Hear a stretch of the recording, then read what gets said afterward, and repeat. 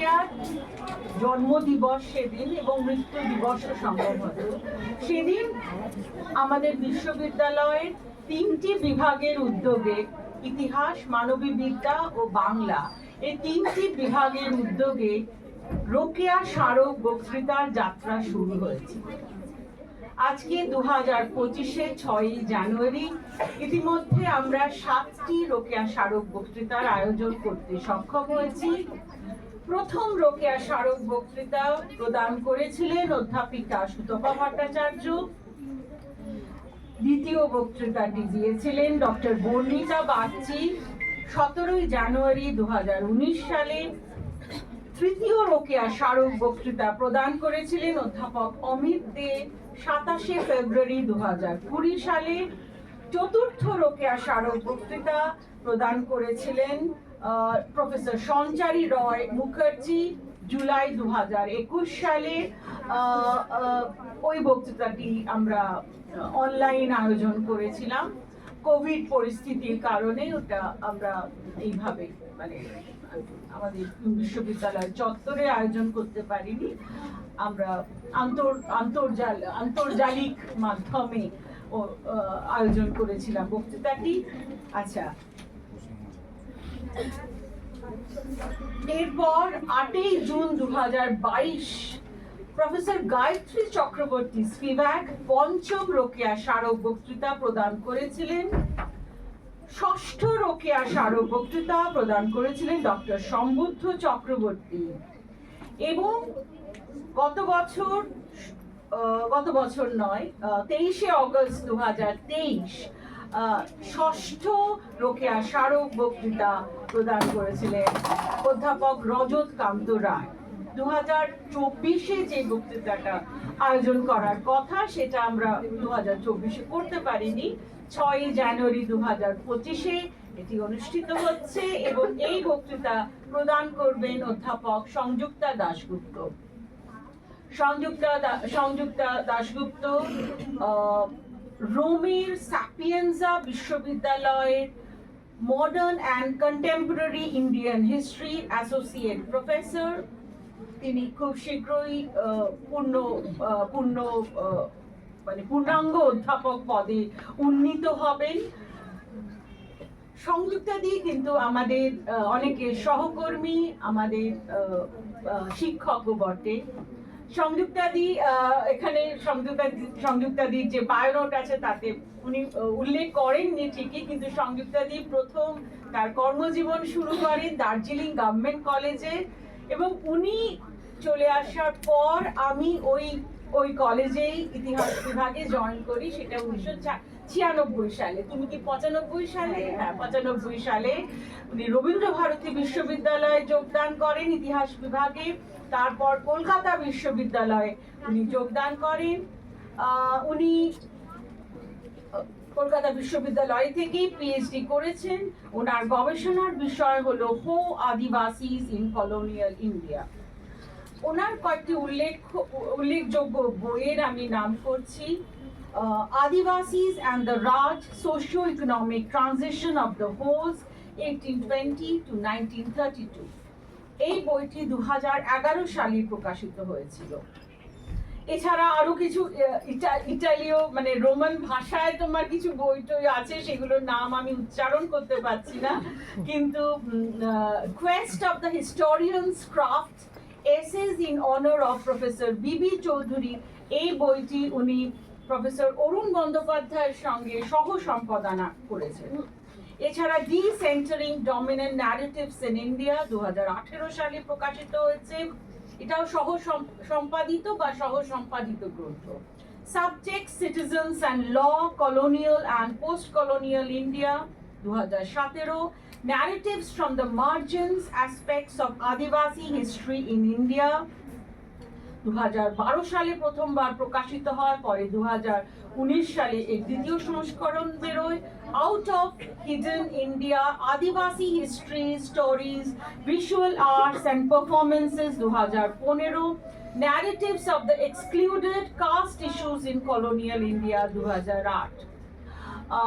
সংযুক্তাদি সম্বন্ধে আর কি বলবো, তিনি আন্তর্জাতিক বিভিন্ন সংগঠনের সদস্য, বহু দেশে বিদেশের বহু বিশ্ববিদ্যালয়ে তিনি অতিথি অধ্যাপক হিসেবে যোগদান করেছেন, মানে সাময়িকভাবে তিনি অতিথি অধ্যাপক হিসেবে ওই বিশ্ববিদ্যালয়গুলিকে সার্ভ করেছেন। তিনি জওহরলাল নেহরু বিশ্ববিদ্যালয়েও কিছুদিন পড়িয়েছেন।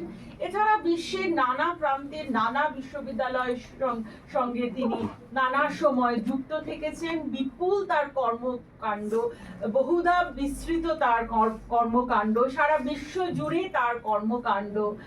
ওনার আগ্রহের বিষয় বুঝতেই পারছো তোমরা, প্রান্তিক জনগোষ্ঠীর, প্রান্তিক মানুষ, মার্জিনাল পিপল, এই মার্জিনাল মানুষদের নিয়েই ওনার গবেষণা। এবং আজকে উনি বলবেন উত্তর ঔপনিবেশিক ভারতে অপরাধী উইদিন কোটেশন মার্কস, অপরাধী জনজাতি, চুনি কোটালের লেখায় বৈষম্য ও প্রতিরোধ। তো ওনাকে আমরা সম্বর্ধনা জানাবো। তার আগে দু চার কথা রোকেয়া হোসেন সম্বন্ধে বোধহয় বলে নেওয়া উচিত। তোমরা সবাই জানো, আমি ছাত্রীদেরই মূলত বলছি, তোমরা সবাই জানো রোকেয়া হোসেন একজন শিক্ষাবিদ এবং তিনি একজন নারীবাদী চিন্তক। তার বিভিন্ন রচনা সংকলিত হয়েছে, রোকেয়া রচনাবলী হিসেবে প্রকাশিত হয়েছে।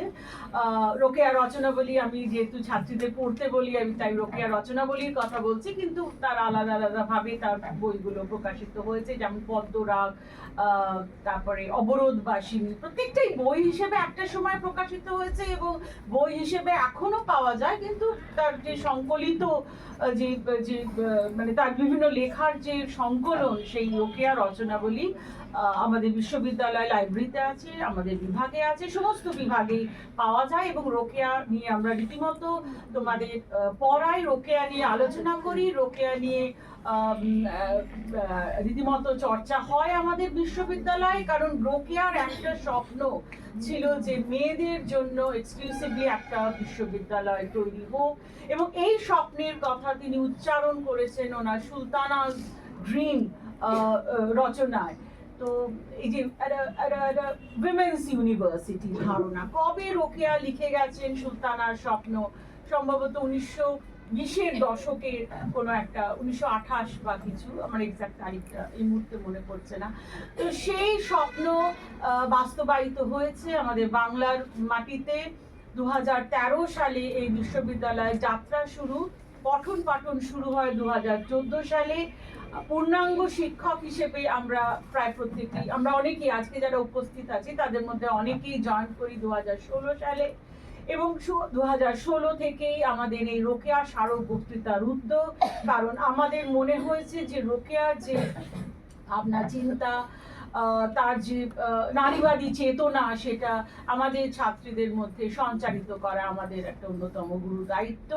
এবং রোকেয়ার যে উদ্যম, তার উদ্যোগ, বিশেষত স্ত্রী শিক্ষা বিস্তারে তার যে উদ্যোগ এবং স্বাধীনতা আন্দোলনেও তার যে সক্রিয় ভূমিকা, সেগুলো আমাদের শ্রদ্ধার সঙ্গে স্মরণ করা দরকার এবং ওনাকে মনে রাখা এবং ওনাকে ছাত্রীদের মনে একটা স্থায়ী ঠাঁই করে দেওয়ার উদ্দেশ্যেই আমরা এই বক্তৃতা মালার আয়োজন করেছি। সিরিজ বলবো, প্রতি বছর একটা অ্যানুয়াল লেকচার আমরা অর্গানাইজ করি।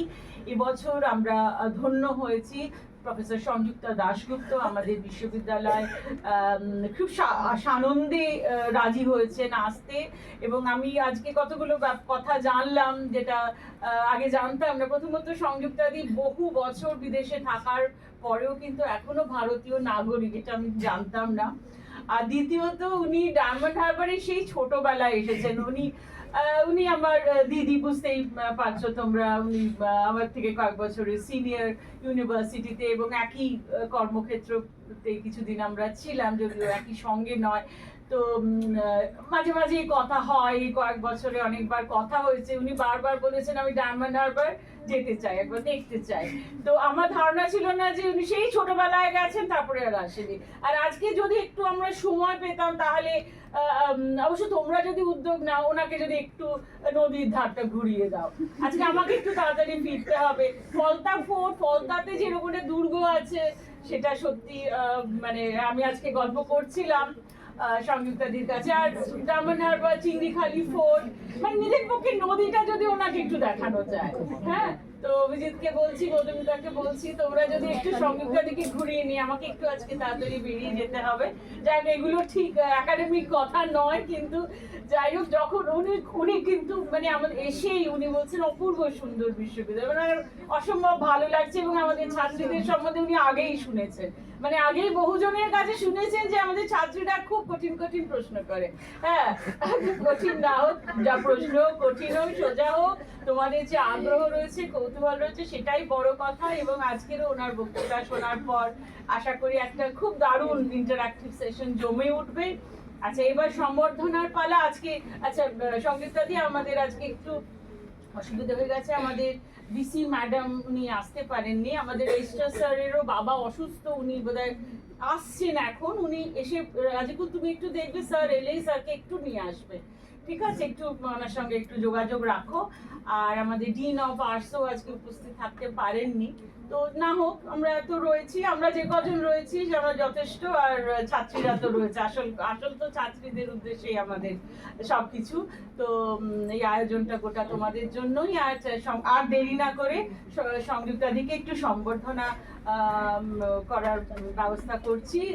দীপ্তি, তুমি কি আসবে? আমাদের রিসার্চ স্কলার, মানবিক বিদ্যা বিভাগের রিসার্চ স্কলার দীপ্তি বিশ্বাস, তুমি একটু যদি সংযুক্তাদিকে সম্বর্ধনা জানাও।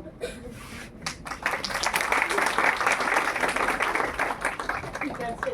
আর আমার একটা বই, আমি আমার হ্যাঁ বইটা দাও। আমি গাড়িতেই সংযুক্তাদিকে দিতে চেয়েছিলাম, ফর্মালি পরে দিও।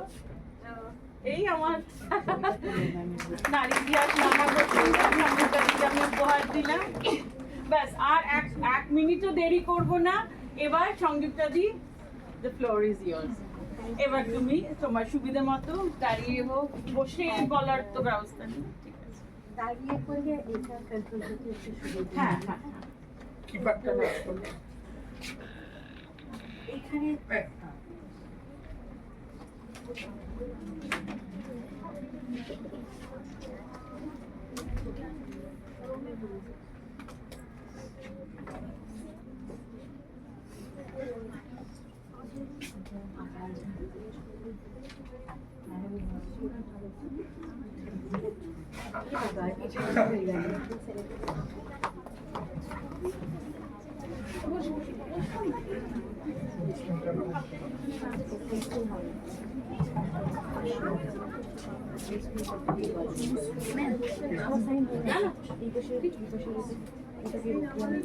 তোমরা একটু সামনে এসো না, আজকে বেশ গরম আছে, একটু বসতে কি হয়?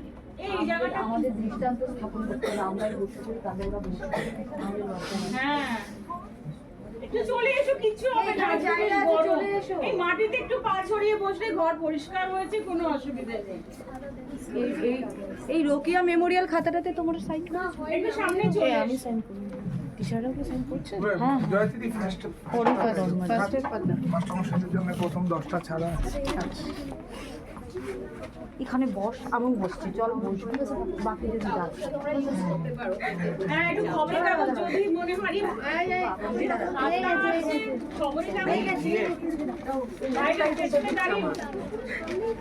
চলে এসো, চলে এসো, এত লজ্জা কিসে? আরে আমার পা ছড়িয়ে বসতে এই একটা নাও, তুমি এটা ছোট তোমাদের কাছে নিতে দেন। না না, এটা না, এটা এরকম করে নাও। হ্যাঁ, কি ছেড়ে নাও, নাহলে বাকিদেরও দেওয়া যায়। এই চলে এসো। জানলা খুলে দিন না। হ্যাঁ, সস্তা প্রোগ্রাম করে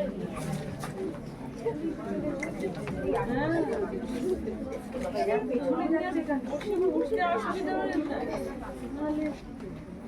একটু জানলাটা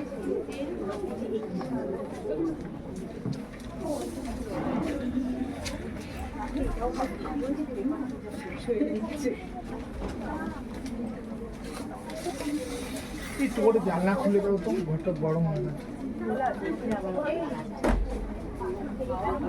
ওই দিক থেকেও একটু করুন।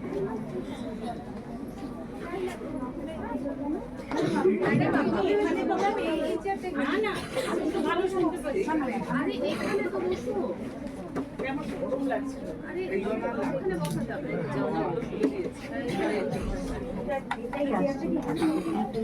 না না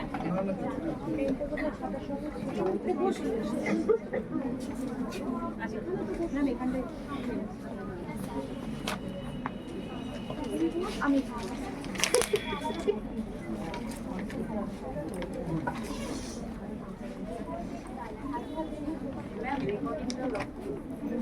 রেকর্ডিং অলরেডি চলছে দেখুন হ্যাঁ চলছে চলছে ঠিক আছে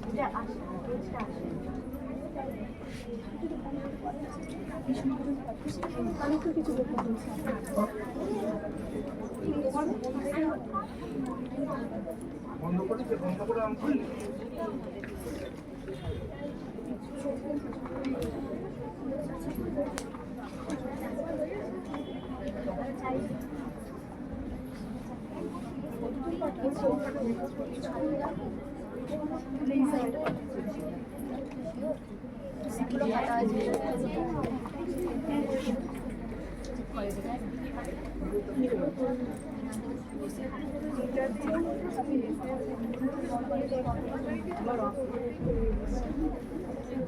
হ্যাঁ বাপি এসেছো বা নিচে এসো ওই যে দিকের ঘরটায় রাখছি হ্যাঁ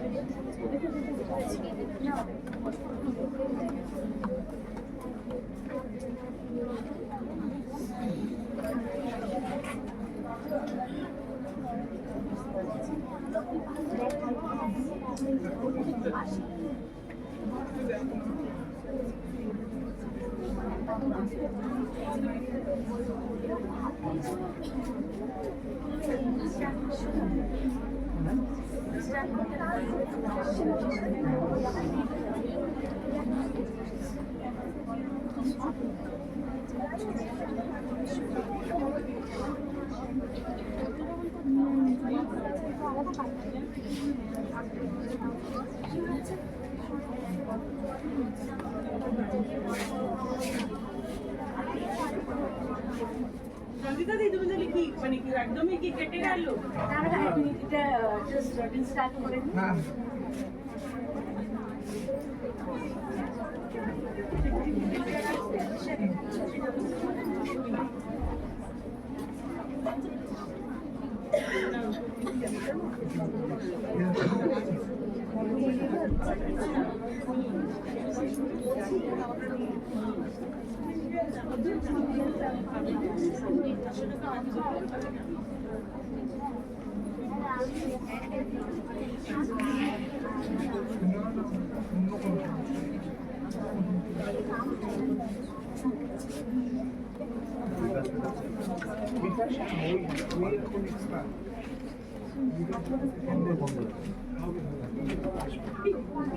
পুরোটা ইয়ে করছে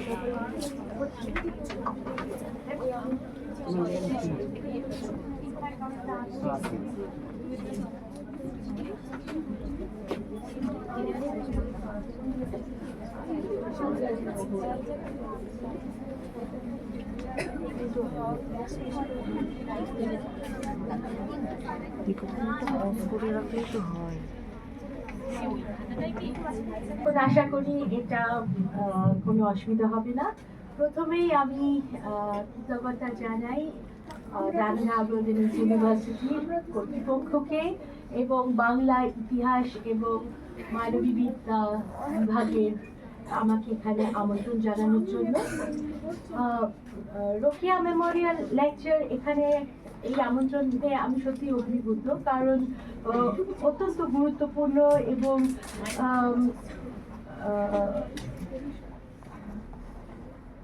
আমার আগে যে সকল সম্মানীয় ব্যক্তিদের নাম করেছেন অপর্ণা, তারপরে আমি নিজেকে সত্যি খুব সম্মানিত, আরো বেশি সম্মানিত বোধ করছি।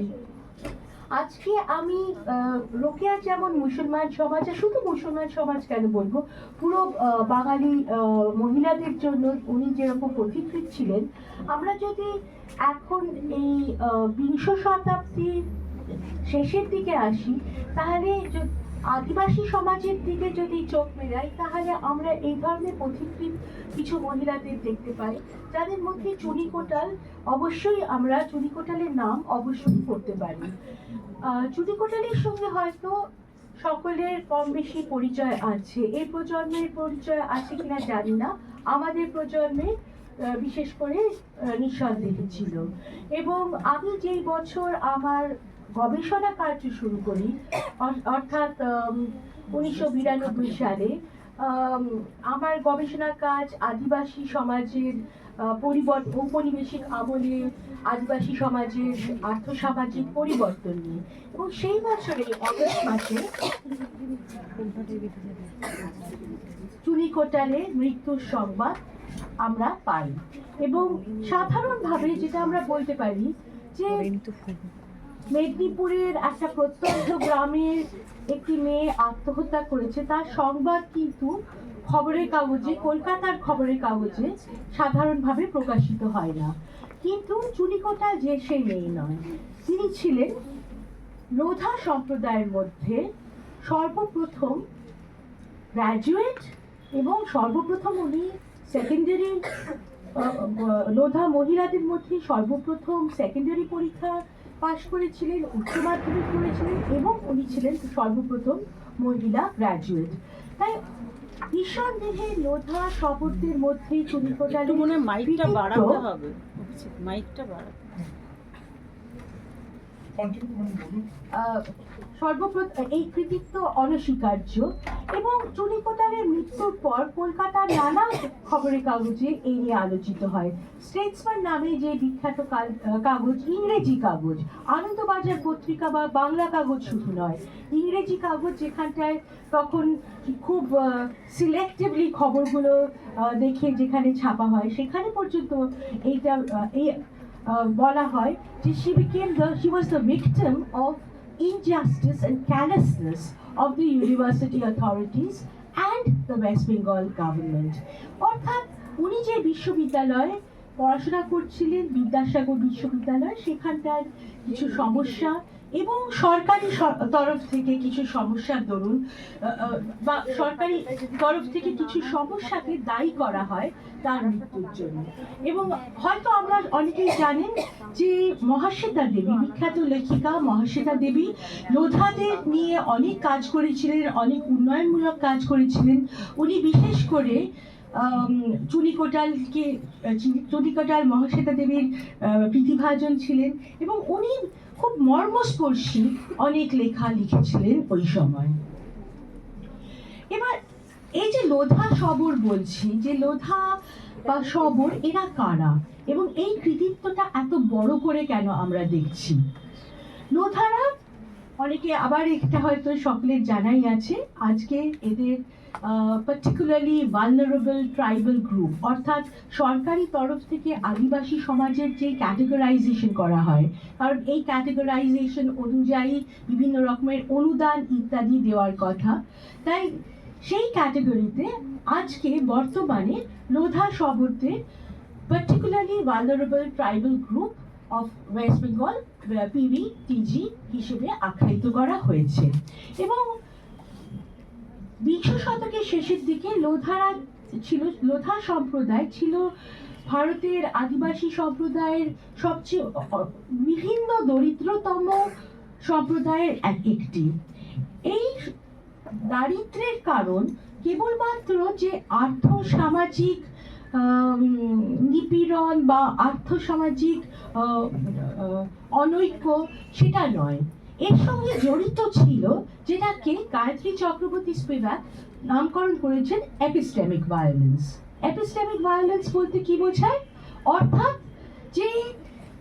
যেভাবে লোধাদের অপমান করা হয়, যেভাবে এদের ক্রিমিনাল, একদা ক্রিমিনাল ট্রাইব বলে ছোট করে দেখা হয়, এর ফলে লোধা সম্প্রদায় নিজেদের ইতিহাসের উপর, নিজেদের নলেজ সিস্টেমের উপরে তাদের আর নিয়ন্ত্রণ থাকে না। তাদের নলেজ সিস্টেমটাকে কিন্তু নলেজ বলে বা জ্ঞান হিসেবে স্বীকৃতি দেয়া হয় না।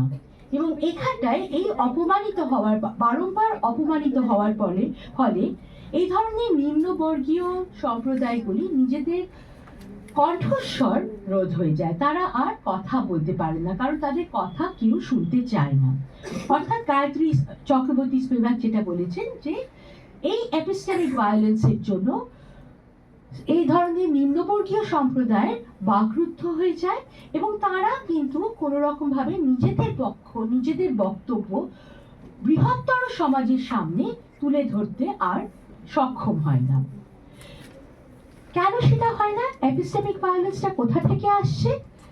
এর উৎস হলো যে ব্রিটিশ আমলে এদের ক্রিমিনাল ট্রাইব বলে চিহ্নিত করা হয়েছিল। অবশ্য 1952 সালে criminal tribes laws repeal act, এর ফলে এদের থেকে এই ক্রিমিনাল বা অপরাধপ্রবণ জনগোষ্ঠী, এই অপরাধপ্রবণ সংজ্ঞাটা তুলে নেওয়া হয় এবং বলা হয়, নামকরণ করা হয় বিমুক্ত জনগোষ্ঠী। কিন্তু বিমুক্ত জনগোষ্ঠী নামকরণ করা হলেও গ্রাম সমাজের মধ্যে, শুধু গ্রাম সমাজ কেন, বৃহত্তর সমাজের মধ্যে এই যে ধরনের একটা স্টিরিওটাইপ ওদের সম্পর্কে বহুদিন যাবৎ গড়ে উঠেছিল, সেই স্টিরিওটাইপগুলো কিন্তু টিকে থাকে এবং এর জন্য এদের কিন্তু অত সহজে বৃহত্তর সমাজের মানুষ সবসময় মেনে নেয়নি। এবং এক্ষেত্রে লোধাদের সেলফ রেপ্রেজেন্টেশন, অর্থাৎ আত্মপক্ষ নিয়ে তাদের নিজেদের যে রেপ্রেজেন্টেশন, তারা নিজেদের কিভাবে দেখছেন, নিজেদের কি কথা বলছেন, এটা খুব গুরুত্বপূর্ণ হয়ে ওঠে। এবং আজকের বিষয়বস্তু আমার মূলত চুনি কোটালের আত্মকথা। আত্মকথা একটা ছোট প্রবন্ধ, এটা একটা পুরো বই নয়, এটাকে একটা আমরা আত্মচরিত হিসেবে বা ফুল একটা অটোবায়োগ্রাফি হিসেবে দেখতে পারি না। কিন্তু তা সত্ত্বেও এর মধ্যে, এই একটা ছোট টেস্টিমনির মধ্যে চুনি কোটাল, লোধা সমাজ, সবর সমাজ, গ্রাম সমাজে এরা কিভাবে বহিষ্কৃত হয়ে যায়, এদের কি করে আলাদা করে রাখা হয়, পৃথকীকরণ হয় এবং এভাবে কিভাবে ওদের নানাবিধভাবে অপমানের শিকার হতে হয়, কিভাবে নানাবিধ প্রেজুডিস এবং সামাজিক যে হায়ারার্কি, সেই হায়ারার্কির মধ্যে ওদের কি স্থান দেওয়া হয়, তার একটা চিত্র ফুটে ওঠে। তাই একদিক থেকে আমরা অনেকেই মনে করতে পারেন যে চুনি কোটালের এই লেখাটা, এখানে আমি প্রথমে যেটা বেরিয়েছিল মহাশ্বেতা দেবীর বর্তিকা পত্রিকায়, এখানে আমি সূচিপত্রটা তুলে ধরেছি এবং অনেকেই হয়তো এটাকে কেবলমাত্র লোধাদের দারিদ্র বা দুর্দশা বা নিপীড়নের কাহিনী হিসেবে দেখেন, কিন্তু আমি যেটা দেখিয়েছি বা বলছি যে এটা কিন্তু এক ধরনের সামাজিক প্রতিরোধ আন্দোলনের এক ধরনের দলিল। যে এই লেখার দরুন চুনি কোটাল যেটা করতে চেয়েছিলেন যে শুধু নিজের নিপীড়নের একটা বিবরণ নয়, কিন্তু নিপীড়নটাকে বা সামাজিক নিপীড়নটাকে তুলে ধরে এর প্রতিকার চেয়ে এক ধরনের প্রতিবাদ আন্দোলন গড়ে তুলতে চেষ্টা করেছিলেন। এখন যেটা আমরা জানি যে 1952 সালে খুব অল্প বয়সে উনি আত্মহত্যা করেন, তাই তার মধ্যে যে সম্ভাবনা ছিল সেই সম্ভাবনাগুলো পূরণ করা হয়নি, সেগুলো কখনোই পূর্ণ হয়নি, যেটা আমরা অন্যান্য আত্মচরিতে আত্মকথায় আমরা দেখতে পাই। কিন্তু তবুও এই ছোট দলিলটি যে বিভিন্নভাবে তার মৃত্যুর পরে বিভিন্নভাবে মৌখিকভাবে এমনকি লিখিতভাবে নতুনভাবে পুনর্নির্মিত হয়ে এক ধরনের কণ্ঠস্বর কিন্তু তুলে ধরতে সক্ষম হয়েছিল।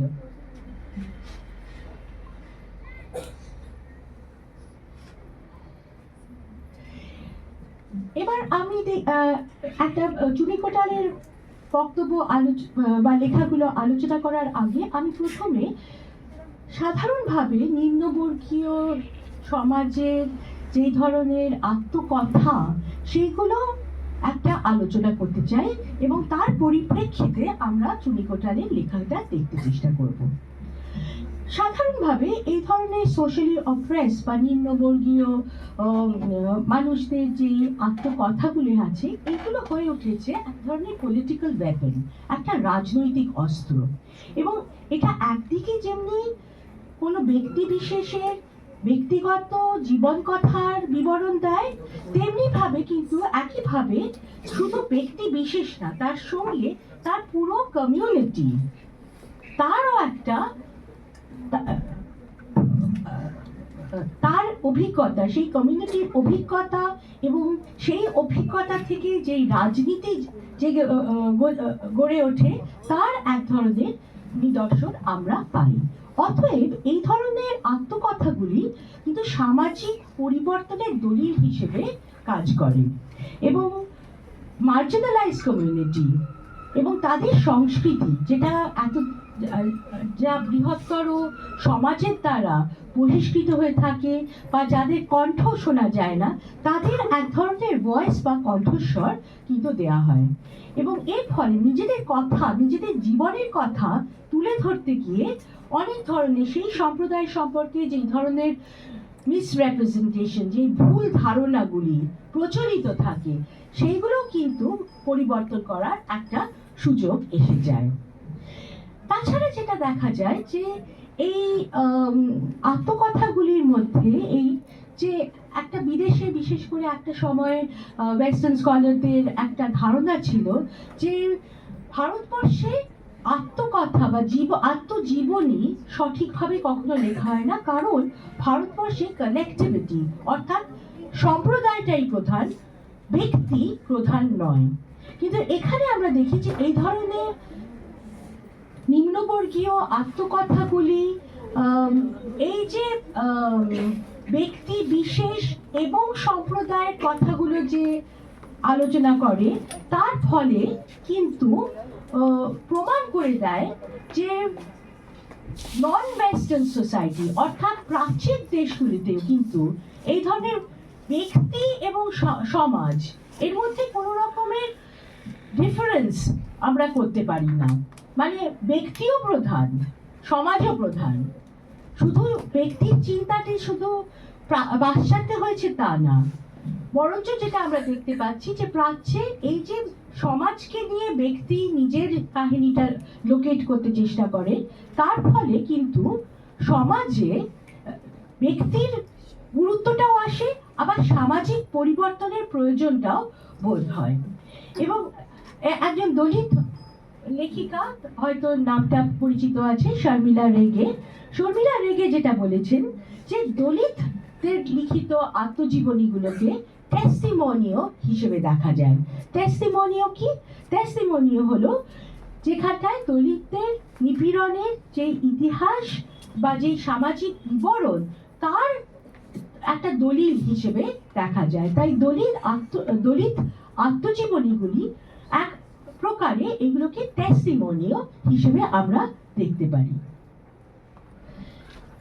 দলিত আত্মজীবনী নিয়ে অনেক কাজ হয়েছে এবং দলিত আত্মজীবনী এবং দলিত আত্মজীবনীগুলো থেকে যে ধরনের সামাজিক প্রতিরোধ আন্দোলন নিয়ে গড়ে উঠেছে তার উপরে বিভিন্ন রকমের কাজ হয়েছে, কিন্তু তুলনামূলকভাবে আদিবাসী বা ট্রাইবাল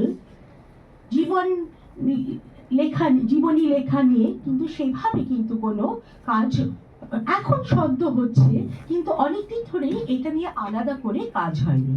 বরঞ্চ আদিবাসীদের এই ধরনের আত্মজীবনীগুলোকে দলিত আত্মজীবনীর অংশ হিসেবেই দেখা হতো, কিন্তু কিছু তফাৎ আমরা বিশেষ করে দলিত আত্মজীবনী এবং আদিবাসী আত্মজীবনীর মধ্যে কয়েকটা খুব গুরুত্বপূর্ণ তফাৎ আমরা দেখতে পাই।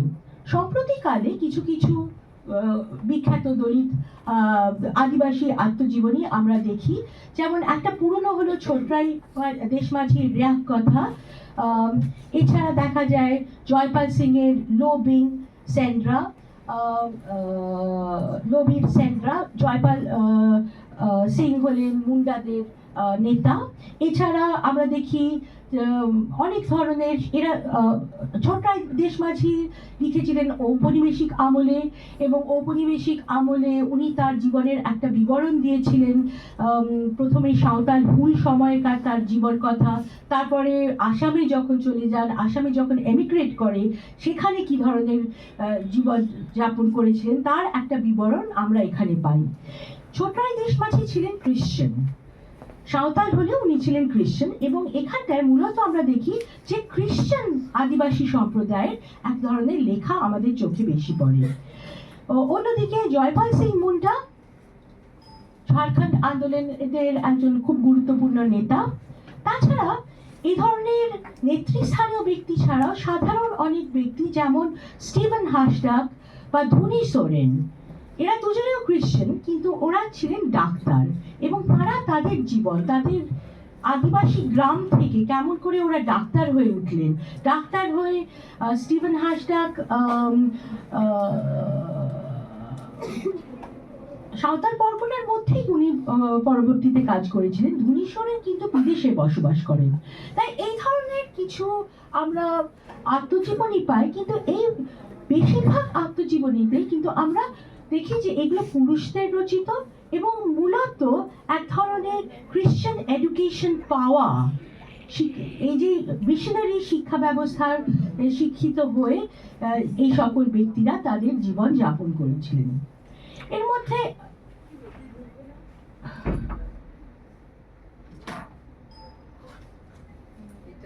হাত লেগে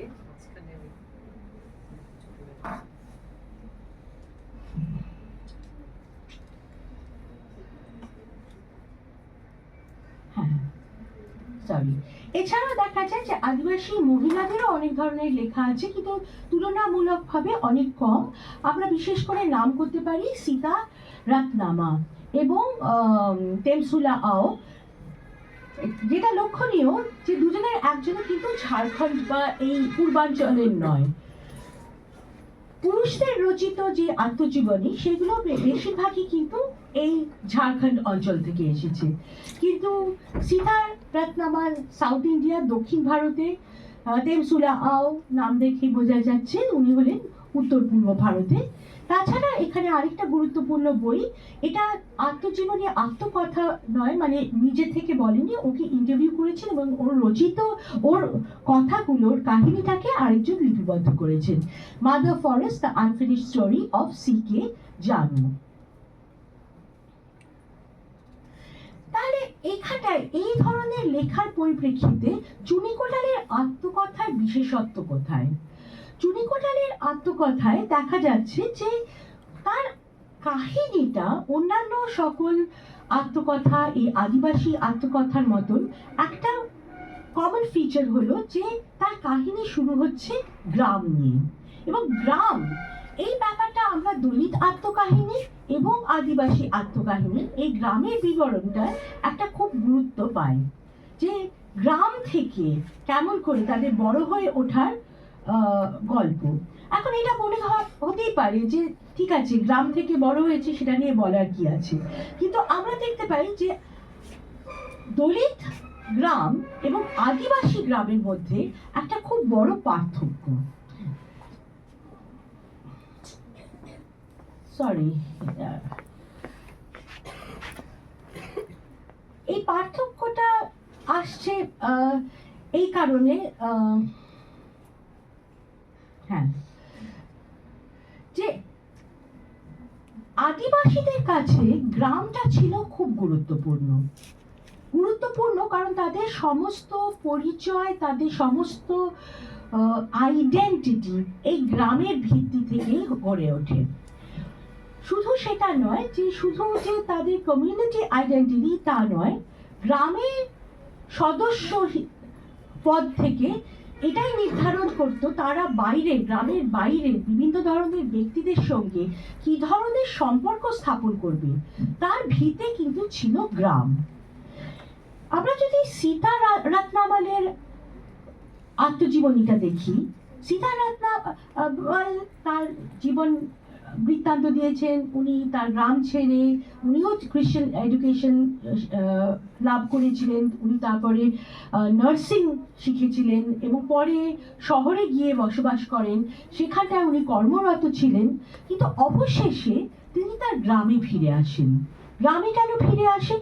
কারণ গ্রাম ছিল তার কাছে তার প্রধান আশ্রয় এবং গ্রামেই তিনি তার নিজের সত্তাটাকে পরিপূর্ণভাবে প্রকাশ করতে পেরেছিলেন, সেটাই উনি মনে করেছেন। তাই তার আত্মকথার শেষে উনি লিখছেন যে তার প্রত্যাবর্তনের কথা। প্রথমে লিখছেন কেমন করে গ্রাম থেকে বেরিয়ে গেলেন এবং তারপরে ফিরে আসছেন, যে কেন গ্রামে আবার ফিরে আসলেন। দলিত আত্মজীবনীতে কিন্তু আমরা এই গ্রামের এই ধরনের একটা সেন্ট্রালিটি দেখতে পাই না। বেশিরভাগ দলিত আত্মজীবনীতে কিন্তু দেখা যায় যে গ্রামটা হলো যেখানে দলিতদের নিপীড়নের সূত্র, অর্থাৎ তাদের প্রতি যে বৈষম্যমূলক আচরণ করা হচ্ছে সেটা সর্বদাই গ্রাম থেকে শুরু হচ্ছে। এখানে তাহলে আমরা দু ধরনের গ্রামীণ সমাজে গ্রামের কিন্তু দু ধরনের চিত্র পাচ্ছি। আদিবাসীদের কাছে গ্রাম তাদের পরিচয় দিচ্ছে, গ্রাম তাদের আশ্রয়, কিন্তু দলিতদের কাছে গ্রাম কিন্তু তাদের বৈষম্যের একটা সূত্র। এই গ্রামের পরিচয় সম্পর্কে আমরা একটা কোয়েশ্চেন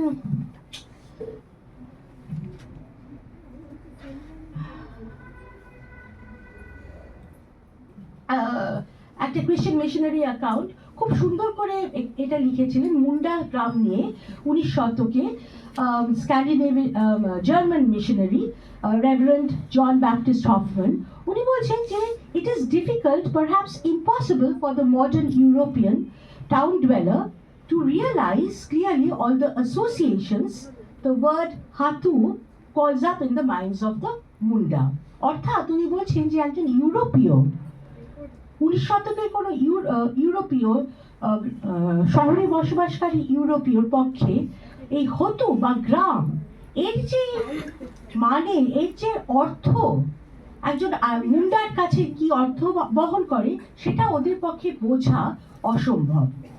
অর্থাৎ তাহলে এখানে দেখছি, যেটা আবার বলছি, যে গ্রাম আদিবাসীদের অনেকটাই তাদের ধর্ম, তাদের ফ্যামিলি রিলেশনস, তাদের গ্রামের বাইরের রিলেশনস সব কিছুর নির্ধারণ করার উৎস।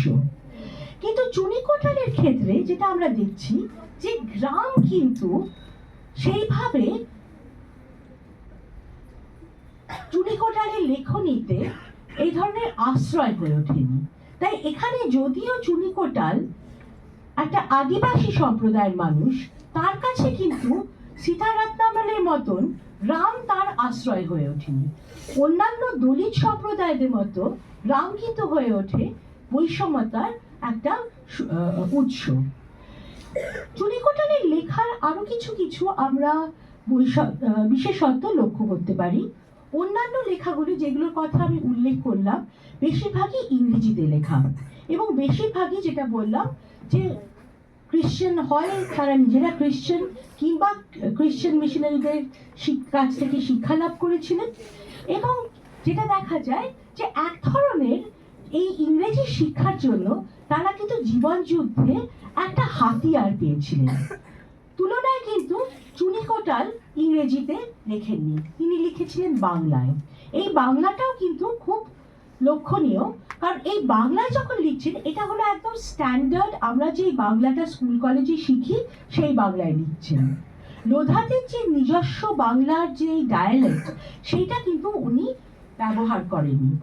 অর্থাৎ এখান থেকে আমরা দেখতে পাচ্ছি যে উনি কিন্তু শিক্ষিত সমাজের মানে ওই শিক্ষার গুরুত্বটা ওর কাছে অনেকখানি, কিন্তু অন্যদিকে দেখা যাচ্ছে যে ওরা ইংরেজির সঙ্গে বা এই যে ইংরেজি শিক্ষা লাভের জন্য যে সুবিধাগুলো অন্যরা হয়তো যেটা লাভ করতে পেরেছিল সেটা চুনি কোটাল পারেননি। তৃতীয়ত যেটা আমি বলতে চাই যে বেশিরভাগ আদিবাসী এবং দলিত লেখনীতে আমরা একটা দলিত মহিলা বা আদিবাসী মহিলাদের ডাবল মার্জিনালাইজেশন, অর্থাৎ বৃহত্তর সমাজে তাদের মার্জিনালাইজেশন এবং নিজস্ব সমাজের মধ্যে তাদের মার্জিনালাইজেশনের কথা আমরা জানতে পারি।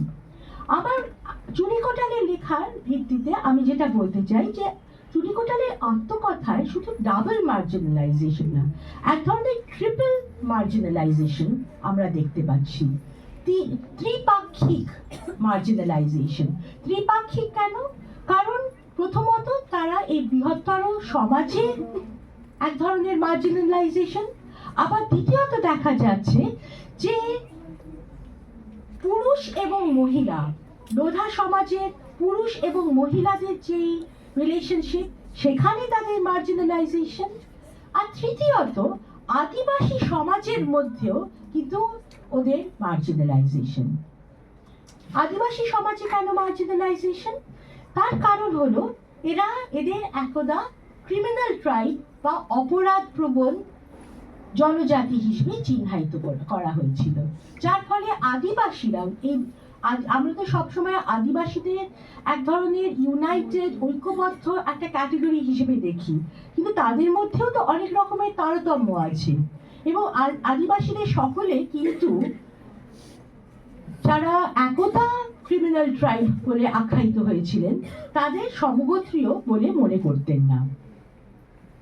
এবং এইটার একটা লম্বা ইতিহাস, তার কিছুটা আমি আগেই বলেছি যে দেখা যাচ্ছে যে লোধারা আমরা জানি পশ্চিম মেদিনীপুরে থাকে, এবং এই অঞ্চলে 19 শতকে কৃষির প্রসারণের জন্য ইংরেজ সরকার অনেক বিভিন্ন রকমের আদিবাসী জনজাতিদের আমন্ত্রণ জানায়। বিশেষ করে সাঁওতালরা, এই সময় সাঁওতালদের অভিবাসন হয়েছিল, সাঁওতালরা ওখানে আগেও থাকতেন, কিন্তু অনেক বেশি সংখ্যায় অভিবাসন এই 19 শতকের শেষের দিকে হয়েছে।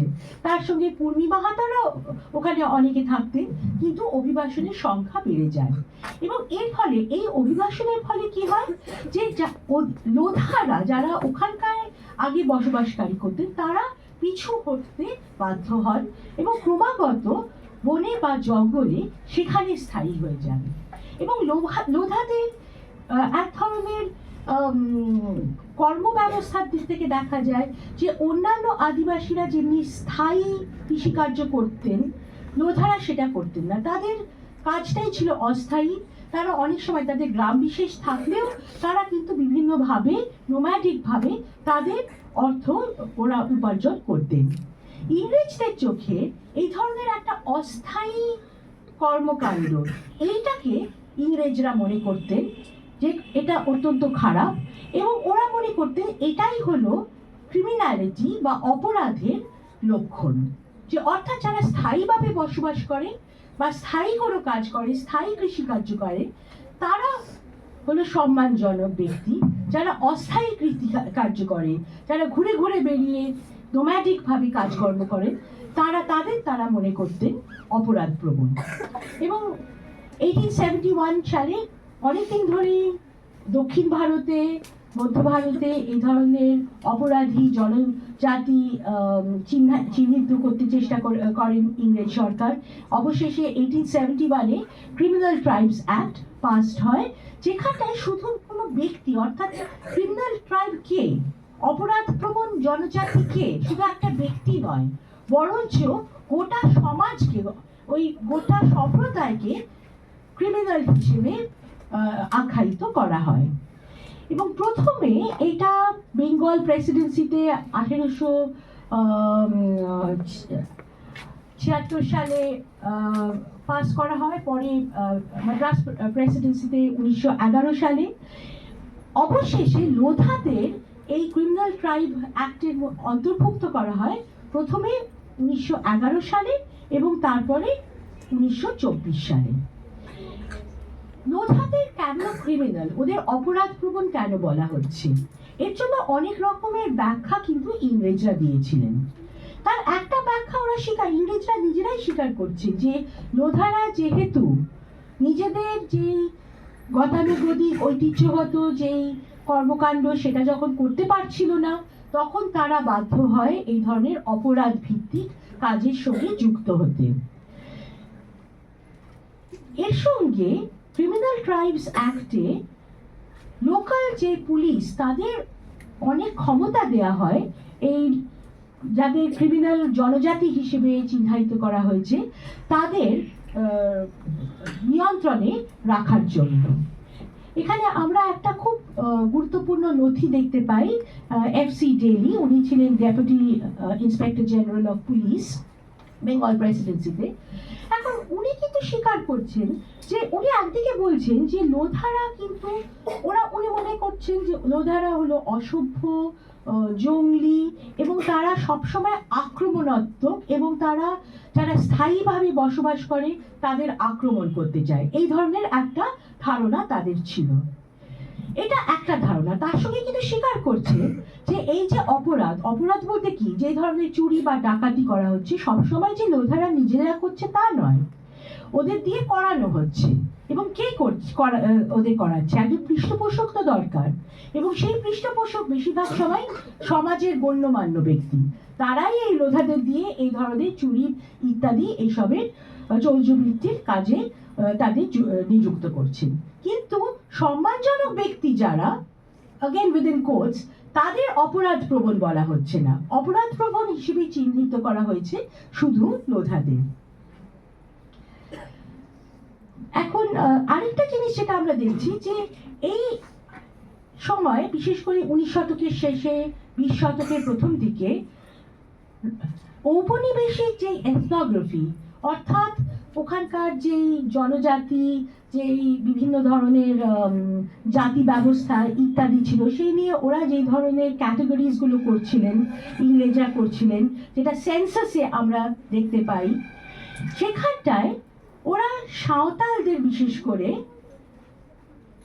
আদিবাসী হিসেবে বা ট্রাইব, ভালনারেবল ট্রাইব হিসেবে চিহ্নিত করেন এবং তারা মনে করেন যে সাঁওতালরা হলো প্রকৃত আদিবাসী যাদের সংরক্ষণ করা দরকার, এবং লোধাদের মনে করেন এরা হলো অপরাধ প্রবণ আদিবাসী যাদের নিয়ন্ত্রণ করা দরকার। তাহলে এখানে আমরা একটা বিভাজন দেখতে পাচ্ছি যে কিছু কিছু আদিবাসী গোষ্ঠীকে ইংরেজরা মনে করছেন যে তাদের সংরক্ষণ করা দরকার, কারণ তাদের বাইরের যে সকল শত্রু আছে সেই শত্রুরা তাদের কিন্তু ধ্বংস করে দেবে। অন্যদিকে মনে করছেন যে যারা অপরাধ প্রবণ বলে চিহ্নিত করা হয়েছে তাদের কিন্তু দমন করা দরকার, তাদের নিয়ন্ত্রণ করা দরকার, যাতে তারা অন্যদের ব্যাপক ক্ষতি করতে না পারে। এগুলো সবই কিন্তু একটা স্টিরিওটাইপ, এবং এই প্রচলিত ধারণাটাই কিন্তু পরবর্তীতে সর্বজনের মধ্যে অ্যাকসেপ্টেড হয়ে যায়। স্বাধীনতার পরে ক্রিমিনাল ট্রাইবস অ্যাক্ট এটা তুলে নেওয়া হয় এবং তার বদলে বিমুক্ত জাতি হিসেবে এদের ঘোষণা করা হয়। এবং বিমুক্ত জাত, তবে লোধাদের কিন্তু তখনও স্বাধীনতার পরে যদিও শেডিউলড ট্রাইব, শেডিউলড কাস্ট গঠিত হয়েছিল, লোধাদের এই শেডিউলড ট্রাইব স্টেটাস দেওয়া হয়নি। এটা অনেক পরে সেটা দেয়া হয় 1957 সালে, যখন schedule caste and backward classes commission গঠন হয়। সেখানে দেখা যায় যে বিভিন্ন আদিবাসী গোষ্ঠীদের মধ্যে বিকাশের অনেক রকমের পার্থক্য, এবং তারপরে এই ধরনের কিছু কিছু আদিবাসী গোষ্ঠীকে পার্টিকুলারলি ভালনারেবল হিসেবে চিহ্নিত করা হয়, এবং লোধারা তাদের মধ্যে একটি এ ধরনের গ্রুপ। তবে যেটা আমরা দেখতে পাই যে এই পরিবর্তন, স্বাধীনতার পরে এই পরিবর্তনগুলো কাগজে কলমে হলেও মানসিকভাবে কিন্তু হয়নি, এবং লোধাদের বিরুদ্ধে যেই ধরনের ধ্যান ধারণা ইংরেজরা প্রবর্তন করেছিল সেইগুলো কিন্তু ঠিকই থাকে, এবং ক্রমাগত লোধাদের ওপর নানা রকমের আক্রমণ হয়। যেমন এক ধরনের আক্রমণ বিশেষ করে 1950 আর 60-এর দশকে হতো, যেটাকে বলা হয় জিরা, এবং এই জিরাগুলো কি সবাই একত্রিতভাবে বিভিন্ন অন্যান্য সম্প্রদায়ের মানুষরা আগে থেকে জানান দিয়ে লোধাদের আক্রমণ করে। কিন্তু আমরা দেখতে পাই যে 1977 সালে পশ্চিমবঙ্গে লেফট ফ্রন্টের ইলেকটোরাল ভিক্টরির পরে যখন লেফট ফ্রন্ট গভর্নমেন্ট আসে, তখন কিন্তু লোধাদের ওপর এই অত্যাচারের ধরনটা বদলে যায়। লেফট ফ্রন্ট গভর্নমেন্ট লোধাদের, শুধু লোধা না, সর্বত্র গ্রাম বাংলায় ল্যান্ড রিডিস্ট্রিবিউশন করে, একটা নতুন ধরনের জমির বিতরণ হয়, যেটাকে বলা হয় অপারেশন বর্গা, এবং এখানটায় বড় বড় জমিদারদের কাছ থেকে জমি নিয়ে বিভিন্নভাবে ডিস্ট্রিবিউট করা হয় ছোট হোল্ডারদের মধ্যে। এই ধরনের ল্যান্ড রিডিস্ট্রিবিউশন মেদিনীপুরে হয়েছিল, এবং স্বাভাবিকভাবেই যারা জোরদার, বড় জোরদার, তারা এটা চায়নি, এবং স্বাভাবিকভাবেই গ্রাম সমাজে এই নিয়ে অনেক রকমের তোলপাড় হতে শুরু করে। এবং যখন লোধারা এই ল্যান্ড রিডিস্ট্রিবিউশনে নিজেদের জমি জোগাড় করে সেখানে চাষবাস করায় আগ্রহ প্রকাশ করে, তখন দেখা যায় যে অন্যান্য যেই গ্রুপগুলো ওখানে ছিল, বিভিন্ন ধরনের জোরদার, বিভিন্ন ধরনের মধ্যম চাষি, বিভিন্ন ধরনের সাঁওতাল, কুর্মী, এদের মধ্যে এক ধরনের প্রতিযোগিতা শুরু হয়ে যায়, এবং এখানে লোধাদের উপর আক্রমণ বেড়ে যায়। তাই এই পরিপ্রেক্ষিটা আমাদের দরকার চুনি কোটালের আত্মকথাটাকে ভালো করে বোঝার জন্য। আমরা মূলত এখানটায়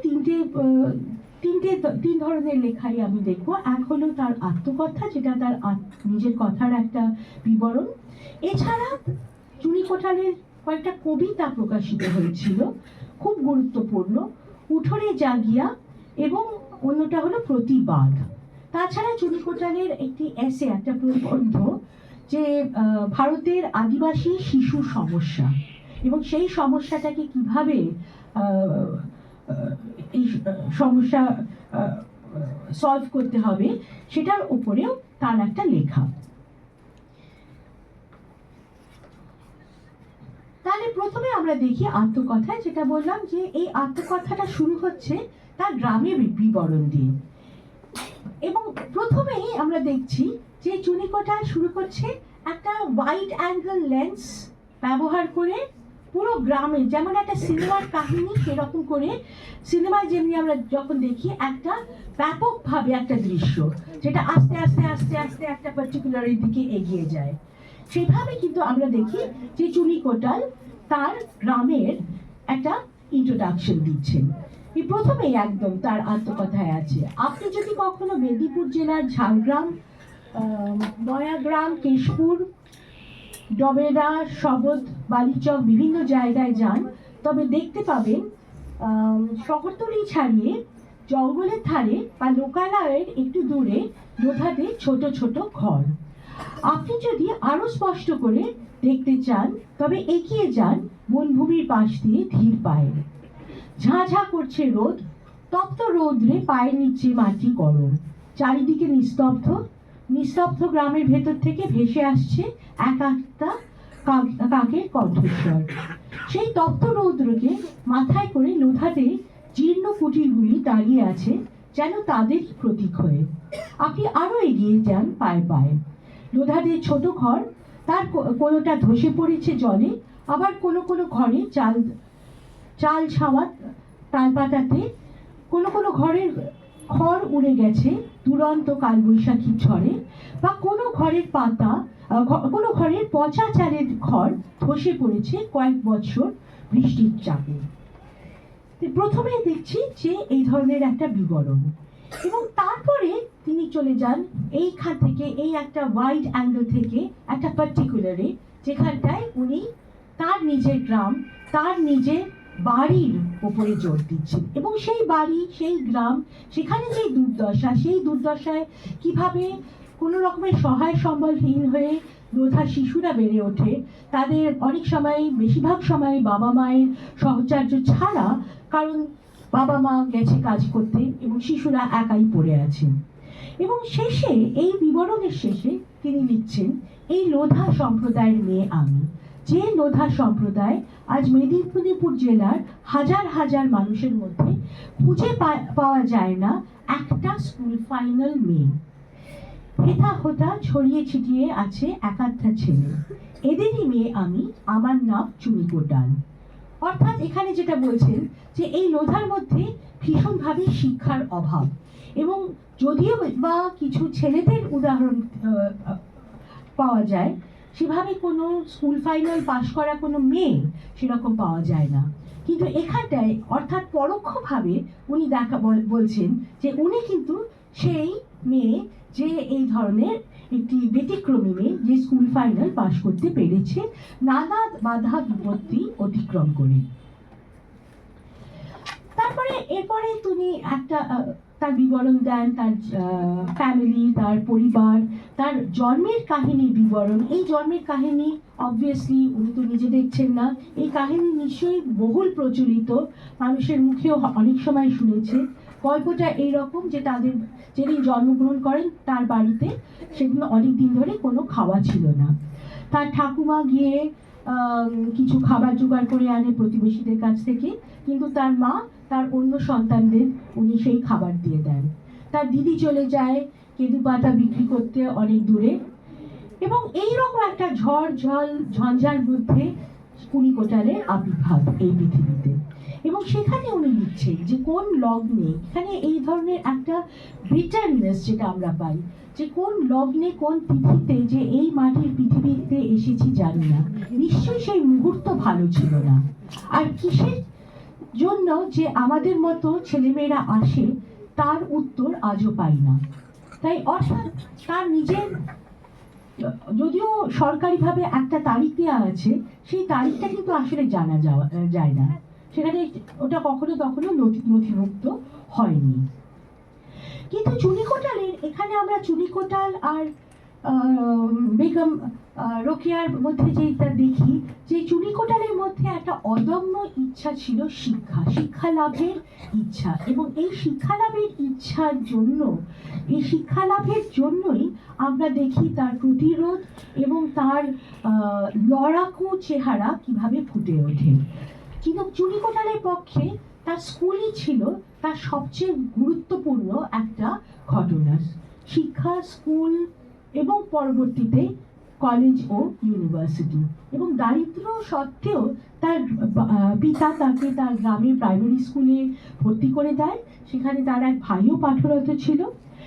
এখন সাধারণভাবে বলা হয় যে লোধারা তাদের ছেলেমেয়েদের স্কুলে পাঠাতে আগ্রহী নয়, তারা শিক্ষা বিমুখ, এটা একটা প্রচলিত ধারণা। এমনকি পি.কে. ভৌমিক, নৃতত্ত্ববিদ, এবং উনি লোধাদের নিয়ে অনেক কাজ করেছেন, এবং উনি লোধাদের নিয়ে খুবই সিম্প্যাথেটিক, তাদের নিয়ে অনেক ধরনের কাজ করেছেন।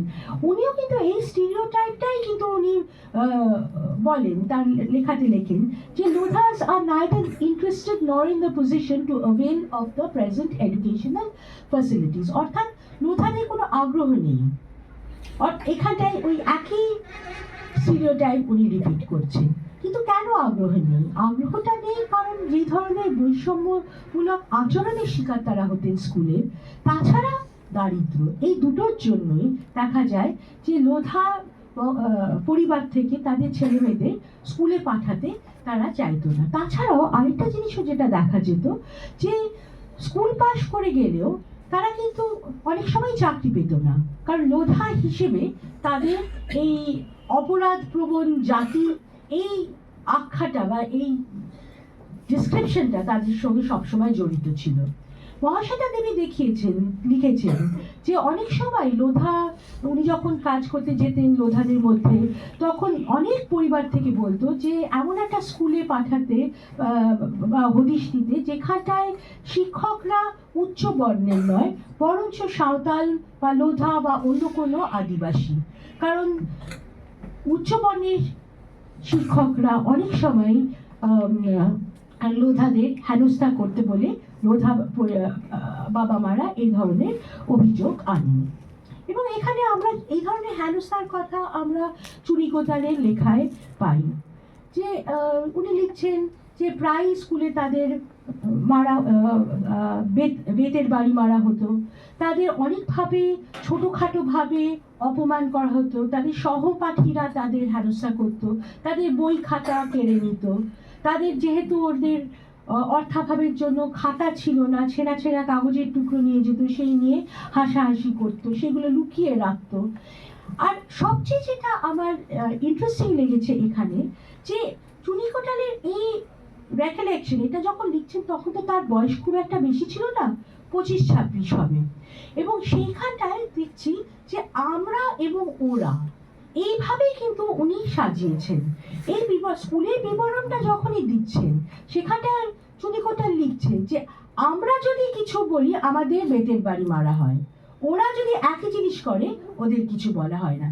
অর্থাৎ একটা শিশু হিসেবে বা একটা ইয়াং অ্যাডাল্ট হিসেবে এই যে পার্থক্য, এটা কিন্তু ওর মধ্যে এটা একদম মানে খুব পরিষ্কার হয়ে গিয়েছিল। তাছাড়া বিভিন্ন রকমের নাম শ্লেষ, বিভিন্ন রকমের ভাবে তাদের অপমান করা হতো, এদের কাটাতে ঝি বলা হতো, ইত্যাদি ইত্যাদি, যেগুলোকে একটা ধরনের স্লার, একটা অপমান করার, আর এটা করছে ক্লাসের ছেলেমেয়েরা। কিন্তু এখানটায় যেটা আমরা দেখি যে চুরিকোটালে কিন্তু এর মধ্যে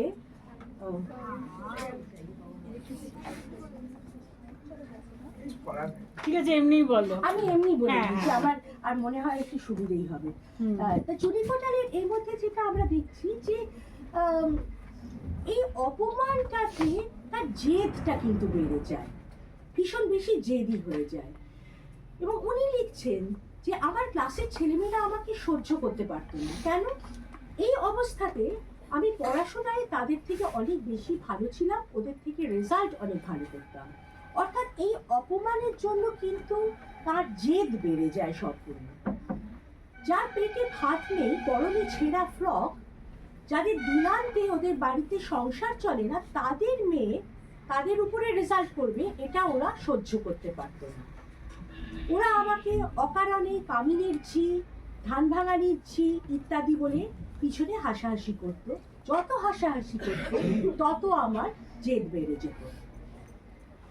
তাহলে আমরা এই আত্মকথাতে এখানেই শেষ হচ্ছে। এরপরে তার বিবরণ দেন যে স্কুলে, প্রাইমারি স্কুলে যে হেনস্থা হয়েছিলেন তার বিবরণ দেওয়ার পরে কিন্তু কলেজের কথাটা খুব বড় করে বলেন। কিন্তু আমরা অন্যত্র জানতে পারি যে কলেজে যখন স্কুল ফাইনালের পরে যখন হায়ার সেকেন্ডারি পড়তে যান, সেখানে কিন্তু তার অভিজ্ঞতা অন্যরকম হয়েছিল, এবং সেখানে কিন্তু নানান শিক্ষকের সাহায্যে তিনি এগিয়ে যেতে পেরেছিলেন। কিন্তু এই যে কাহিনীটা তার আত্মজীবনী হিসেবে লিখছেন, সেখানটায় কিন্তু মোটামুটি তার হায়ার সেকেন্ডারিতে ঢুকবে এই সময়টাতেই শেষ হয়েছে। তাই জন্য কলেজের কথা, ইউনিভার্সিটির কথা এখানে আমরা জানতে পারি।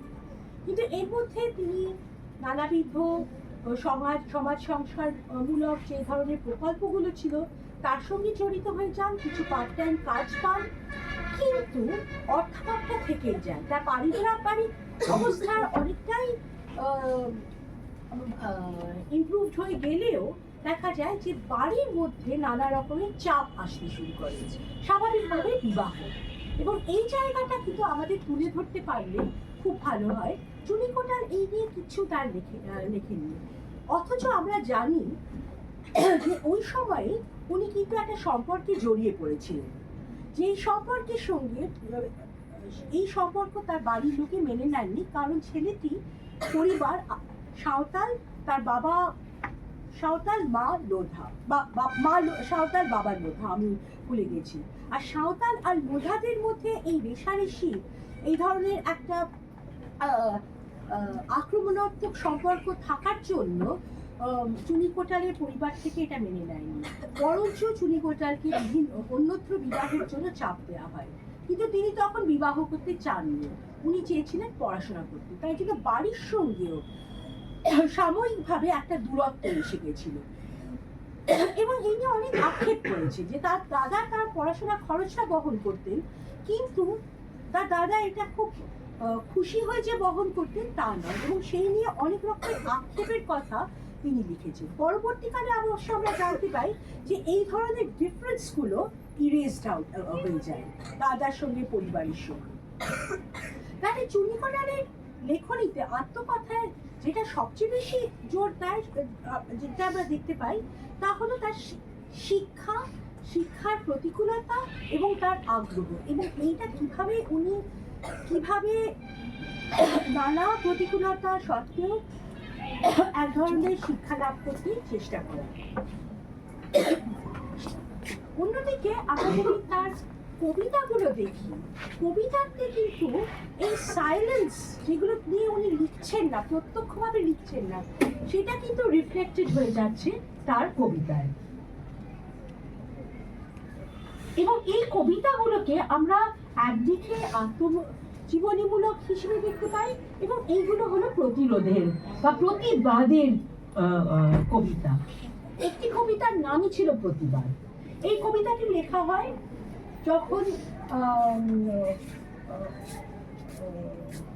লোধাদের ওপর আরেকটা আক্রমণ হয়, এবং এই আক্রমণের ফলে, এবং একটা সাজানো একটা বলা হয় যে এক লোধা বৃদ্ধ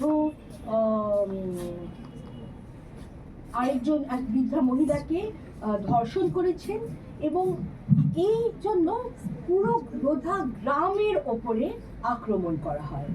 সেই আক্রমণে বহু লোক প্রাণ হারায়। সেই নিয়ে উনি কিন্তু একটা কবিতা যেটা লিখেছেন, সেটা আমি একটু শোনাচ্ছি। এটা হলো প্রতিবাদ কবিতা, এটা খুব লম্বা কবিতা, এবং এখানটায় মানে একদম পুঙ্খানুপুঙ্খভাবে উনি ব্যাখ্যা করে গেছেন এই ঘটনাটাকে। তা আমি কয়েকটা স্ট্যান্জা শোনাচ্ছি। এই স্বাধীন ভারতে পরাধীনের ন্যায় বাস করে লোধা শবর জাতি, যে খ্যাতি ওদের চোর ডাকাত, খাদ্য বনের মূল, করুণ চোখে তাকায় ওরা, হারায় সকল কুল। প্রতিবাদের নেইকো ভাষা, নেইকো কোনো বল, স্বাধীন দেশেও শোষিত এই লোধা শবর দল। স্বাধীন দেশের এরাও নাকি স্বাধীন নাগরিক, মানুষের ন্যায় সমান অধিকার পায় নাকি সব দিক, সকল প্রকার সুষ্ঠু বিচার এরাও নাকি পায়, তবে কেন বারে বারে এরা হারায় এদের ঠাঁই। এবং সর্বশেষে উনি লিখছেন এই একই কবিতায়, এই দেশেতে নেই কি কোনো আইন আদালত, ন্যায় অন্যায় কোনো বিচার কি এদের জন্য নয়, স্বাধীন দেশের সংবিধানে নেই কি কোনো দাম, যে যার খুশি আইন করে এটাই কি এর নয়, ন্যায় অন্যায় সকল বিচার আদালতে হবে, না গায়ের জন্য যে যার খুশি বিচার করবে। অর্থাৎ এই যে লোকে আইনটা নিজের হাতে নিয়ে সেটা সঠিক কি ভুল, একটা গুজবকে কেন্দ্র করে যখন এই পুরো গ্রামের সকলকে, বিশেষ করে পুরুষদের, যখন একটা হত্যা লীলায় ওরা সাধারণ লোকে উন্মত্ত হলো, তার বিরুদ্ধে তিনি এই প্রতিবাদ করেন। আরেকটা কবিতা যেটা খুবই ইন্টারেস্টিং, এবং এটা হলো উঠোরে জাগিয়া। আমি জানি না এখনকার ছেলেমেয়েরা উচ্চ মাধ্যমিকে তোমরা এই কবিতাটা পড়ো কিনা। রবীন্দ্রনাথের সবুজের অভিযান কি তোমাদের উচ্চ মাধ্যমিকের সিলেবাসে ছিল? না, কিন্তু আমাদের প্রজন্মে আমাদের ছিল। ওরে সবুজ ওরে আমার কাঁচা, ওরে অবুজ ওরে অবুজ কি একটা ভুলে গেছি এনিওয়ে, এটাকে নিয়ে এটার ভিত্তিতে উনি লিখেছেন উঠোনে জাগিয়া। এবং আমরা যদি কবিতাকে দেখি, এটাকে একটু বড় করতে চেষ্টা করি।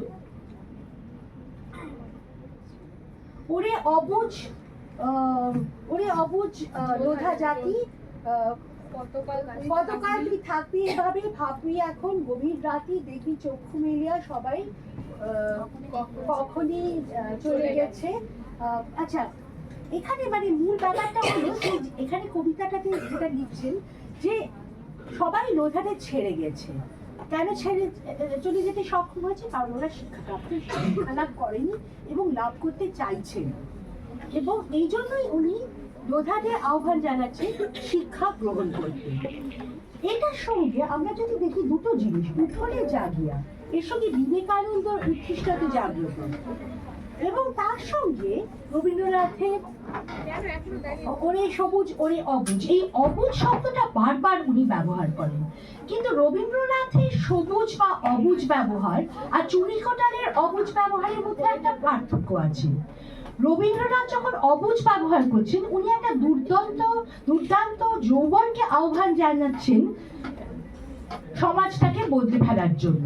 কিন্তু চুনিকোটাল যখন অবুজ শব্দটা ব্যবহার করছেন, বা উনি বলছেন যে যেহেতু লোধারা শিক্ষা লাভ করেনি তাই তারা অবুঝ, অনেকটাই আমরা হিন্দিতে আনপাড় যেটা বলবো সেইভাবে, যে তাহলে এই ধরনের পাঠের হিসেবে না থেকে তাদের উচিত শিক্ষা লাভ করা। এবং এটা চুনিকোটাল নিজে পথ দেখাচ্ছেন, যে আমার মানে এটা এখানে লেখেননি, কিন্তু উনি এখানটায় নিজেকে এক ধরনের প্রতিকৃতি হিসেবে রেখেছেন। এবার জাস্ট আমি শেষ করাতে আবার it's got stuck anyway. So এই শেষের চুনিকোটালের তো আমি যেটা বললাম যে 1900 অগস্ট মাসে 16ই অগস্ট স্বাধীনতা দিবসের পরের দিনই উনি আত্মহত্যা করেন। এবং তারপরের আমরা কাহিনী, ওর জীবনের শেষের দিকে কাহিনীটা আমরা সবই জানি। এখানটায় সেখানে ওর ব্যক্তিগত জীবনটা যখন দেখছি, যে যদিও শিক্ষাটাকে উনি তার হাতিয়ার হিসেবে ধরে নিয়েছিলেন, এই শিক্ষা ব্যবস্থাটা কিন্তু তাকে কোনো সাহায্য করেনি। এই শিক্ষা ব্যবস্থায় কিন্তু তাকে নিচে নামিয়ে আনে। কারণ এই শিক্ষা ব্যবস্থার মধ্যে যে ধরনের বৈষম্যতা ছিল, বিশেষ করে যেটা ইউনিভার্সিটিতে গিয়ে উনি নিজে অনুভব করেছিলেন, তার ফলে দেখা যায় যে উনি কিন্তু এই ব্যারিয়ারটাকে কেটে, এই গ্লাস সিলিংটাকে ভেঙে ওপরে উত্তীর্ণ হতে পারেননি। তাহলে কি আমরা বলবো যে চুনিকোটাল ব্যর্থ হয়েছিলেন? কিন্তু এখানেও আমি বলবো যে পরবর্তীকালে চুনিকোটালের লেখাটা, চুনিকোটালের কাহিনী, তার মৃত্যুর পরে অনেকদিন ধরেই মহাশ্বেতা দেবী তার জন্য সুবিচার চেয়ে উনি লড়াই করে গিয়েছিলেন, বিভিন্ন কমিশন হয়েছিল, কিন্তু যেই ঘটনা নিয়ে তার আত্মহত্যা, সেটা কিন্তু আনরিজলভডই থেকে যায়। এবং সেখানটায় বলা হয় যে she committed suicide while of unsound mind, অর্থাৎ উনি নিজের ব্যক্তিগত সমস্যার জন্যই আত্মহত্যা করেন। এখানে কোনো বৃহত্তর অন্য কোনো কারো দায়িত্ব ছিল না।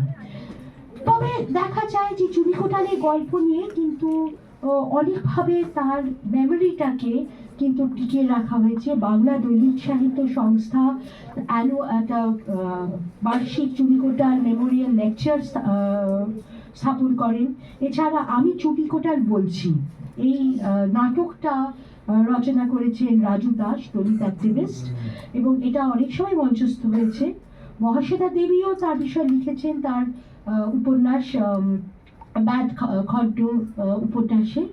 আর তার এক বন্ধু হার মানা হার, তার কলেজ ইউনিভার্সিটির সহপাঠী শুভব্রত বসু হার না মানা হার এই বইটা রচনা করেছেন।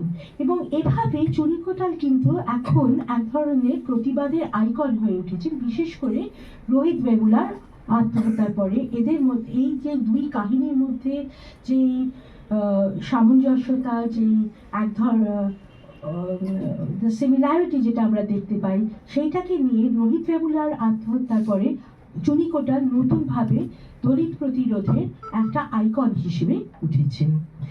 এই বলে আমি তাহলে আজকে শেষ করছি। অনেকদিন স্কিপ করে গেছি, যদি প্রশ্ন থাকে ভালো লাগবে।